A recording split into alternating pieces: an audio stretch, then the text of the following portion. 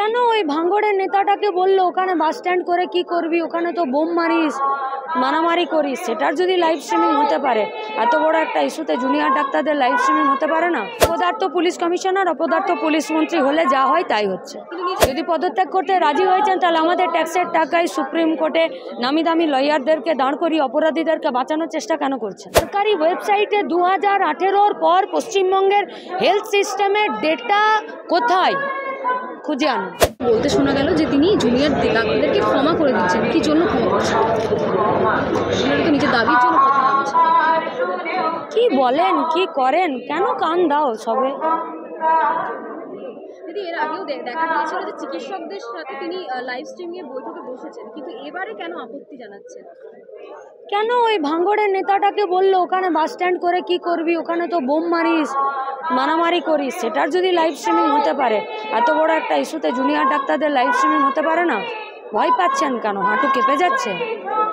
বিনীত গোয়েলকে পদত্যাগ করতে দিচ্ছে না মুখ্যমন্ত্রী, কিন্তু নিজে অপদার্থ পুলিশ কমিশনার, অপদার্থ পুলিশ মন্ত্রী হলে যা হয় তাই হচ্ছে। কিন্তু নিজে বলছেন পদত্যাগ করতে রাজি আছে। কেউ চেয়েছে? উনি কালকে বলেছেন যে আমি দরকার হলে পদত্যাগ করতে রাজি রয়েছে। যদি পদত্যাগ করতে রাজি হয়েছেন তাহলে আমাদের ট্যাক্সের টাকায় সুপ্রিম কোর্টে নামি দামি লয়ারদেরকে দাঁড় করিয়ে অপরাধীদেরকে বাঁচানোর চেষ্টা কেন করছেন? ইমোশনাল ড্রামা টিভিতে হবে, রাস্তায় হবে না। সুপ্রিম কোর্টে এই যে জুনিয়র চিকিৎসকদের কর্মবিরতি, তাদের 23 জন রোগী বিনা চিকিৎসা মারা গেছে, এই পরিসংখ্যান দেখা সরকারি ওয়েবসাইটে ডেটা আছে। পশ্চিমবঙ্গের হেলথ ডিপার্টমেন্টের সরকারি ওয়েবসাইটে এই ডেটা বেরিয়েছে।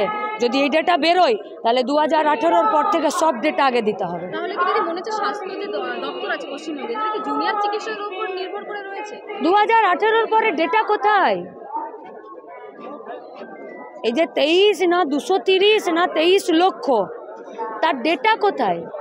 সরকারি ওয়েবসাইটে 2018 পর পশ্চিমবঙ্গের হেলথ সিস্টেমের ডেটা কোথায় খুঁজে আনুন। বাংলা হাটের আরো খবর দেখতে নজর রাখুন। বাংলা খবর মানেই বাংলা হাট।